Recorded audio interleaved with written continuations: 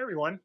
I've been playing Savage Worlds for a number of years, all the way since the Explorers Edition, but there are some things that I wish I would have known when I started, or probably people who are starting now wish that they would know. So I wanted to share those ideas with you.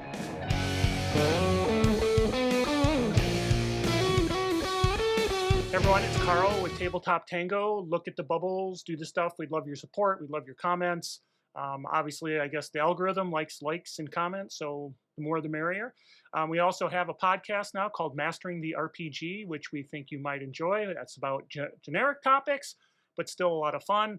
And if you don't want to do Patreon or anything like that for support, you can check out my couple of swag items. I don't have a lot, but hey, you do some of that, and then I have some cash for more Savage World stuff, which is the whole point of the channel.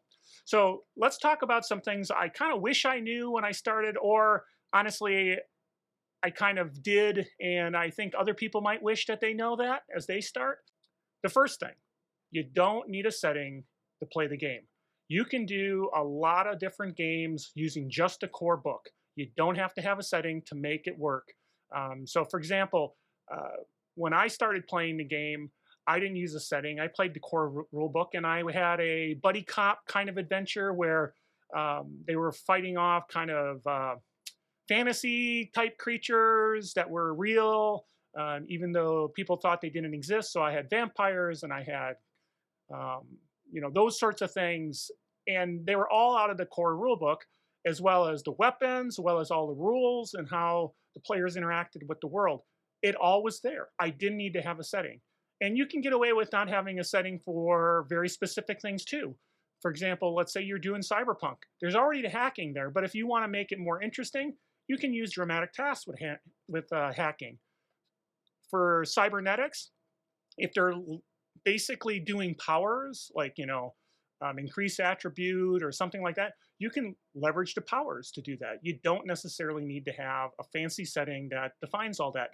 Now, settings are important, and I look at a lot of settings on this channel because they really do add additional flavor.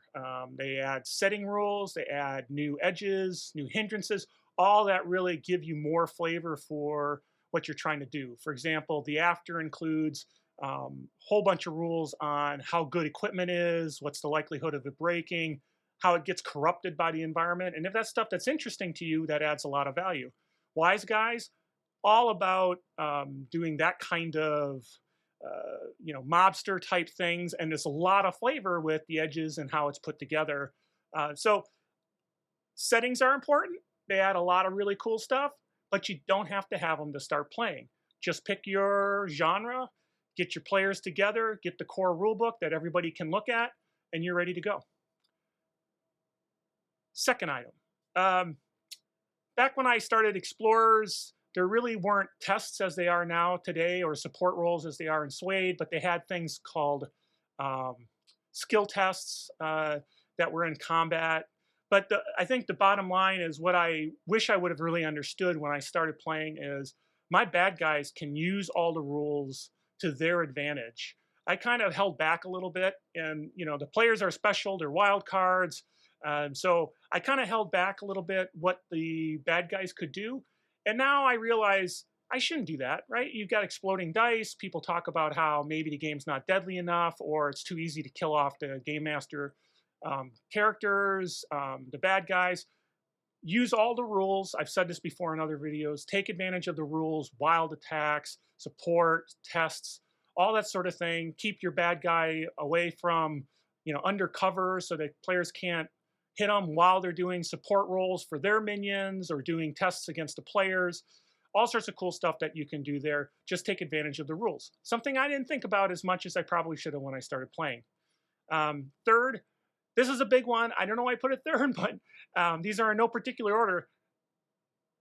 Balance isn't going to happen. There are not challenge ratings and things where you can define how difficult a creature is, and then you can map that to what the player's skill level is, or levels, and that gives you kind of a feel for whether this combat's going to be balanced or not. There's no balance in Savage Worlds. It's been said before, with the exploding dice, and I've used this saying, just a regular person with a pitchfork, a peasant with a pitchfork, can take out a big bad hero with the right dice roll. So balance isn't something that you should spend a ton of time on. Now, obviously, you don't want to throw such overwhelming forces that you know the characters are going to be beaten down and taken out, unless that's what you're trying to do and you want them to be smart and run away. But you just can't do the balance, and you need to make sure you talk to your players and they understand that this is just the kind of game that they're playing. There's going to be times where there's 5 of them in the party, and so there's one wild card against them, and they're obviously just going to have an overrunning them with their action economy opposed to theirs. Well, then the bad guy, we want to make sure he has a bunch of minions so that we change that kind of economy. We can make it harder, we can make it easier depending on how we set things up. Again, having the bad guy take advantage of the rules or not take advantage of the rules if he's just doing too well. So forget about balance. It's going to be difficult. Something it took me a while to learn, as I really racked my head around it when I first started playing until I said, you know what, just doesn't matter. Number 4, uh, you can forget about stat blocks. This goes back to balance. It goes back to you don't need settings in the sense of you don't have to have all the details of your creatures, of your wild cards that they're going against. You just don't need them. You can define stuff on the fly really quickly.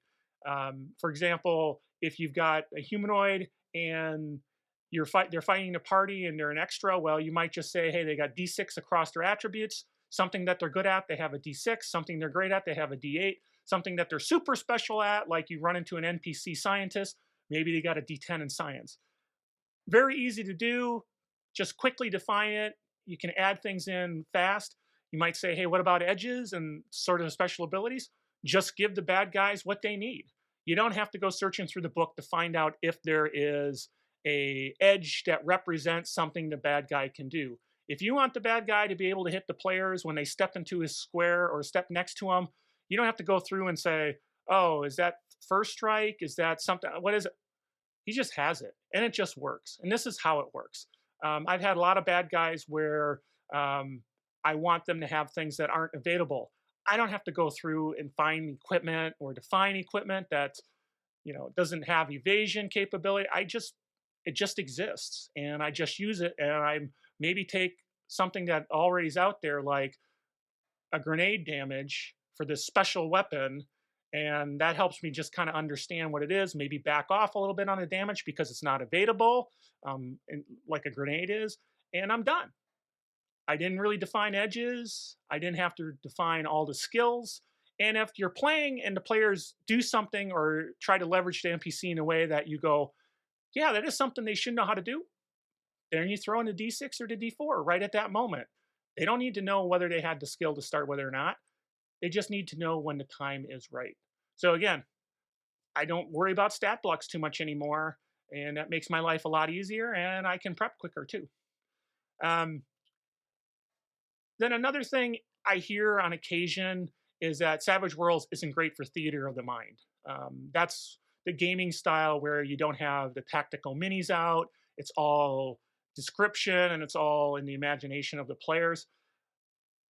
Yeah, I mean, Savage Worlds has inches. It defines stuff in ranges of inches. It defines stuff in how big a blast template is in inches, and movements based on inches, and runnings based on a d6 that adds to those inches. Yes, it's all there. There's very tactical things you can do, but it can do theater of your mind. It absolutely can, because a lot of the ranges have sort of set levels. Let's say you have a kind of a shooting game. A lot of the weapons have 12, 24, 48. A lot of the weapons, as far as range weapons, they have that. So you might be able to just define, I've got melee, I've got short range, I got medium range, I got long range. And the players are in one of those ranges. That's how things happen. The move between two of the ranges, you might say, well, that's going to be 2 moves or a move with a run. And they can get closer. It's easy to do. It's not that difficult. Um, and and there's even things like social conflicts, quick encounters, dramatic tasks, which you can leverage a lot more to take out the tactical side of it and let the players sort of narratively do things, and things like dramatic tasks are really good for that sort of thing. So absolutely, you can use it for theater of mind. It's just kind of a few little things you layer in, and it's good to go.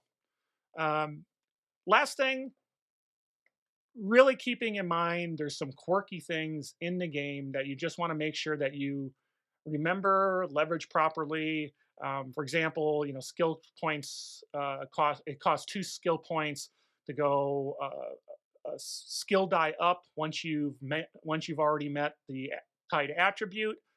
um, Things like that. Just make sure you know those and you kind of really have a good grasp of the core rules, but you can make up stuff on the fly really quickly because Savage Worlds has the target number of 4, add some pluses, add some minuses, and that's what you roll.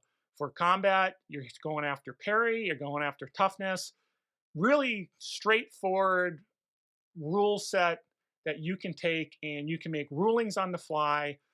You don't have to use the rules. Like if you don't like chases as they're defined in the book, you can turn it into a dramatic task. If you don't like that, you can just turn it into some skill rolls. You're running down the street and you want to, throw a barrel at somebody or do something. Oh, maybe that's an athletics check.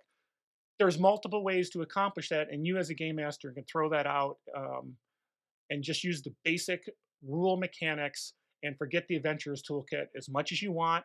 I personally think using it is great because it adds so much flexibility to the game. But when I started out, I thought I had to use all those rules, and now it's like, no, they're there, but you don't have to use them. So that's kind of some of the things that I thought about. There's probably much more, but the big ones are always you don't need settings. You can forget about balance, it's not there. Um, Leverage all the rules for your bad guys. It can do theater of the mind. Just use it that way and bring in some of those other core rules. And there are some quirks. So make sure that you remember those quirks. But those quirks do not affect core gameplay. So if you forget them, you can still play the game and just make some calls. Anyway, I'm Carl with Tabletop Tango. Look at the bubbles, do the stuff. We would love your support. We'd love your comments. We'd love your um, likes, subscribes, all that good stuff. So we'll talk to you later. Bye.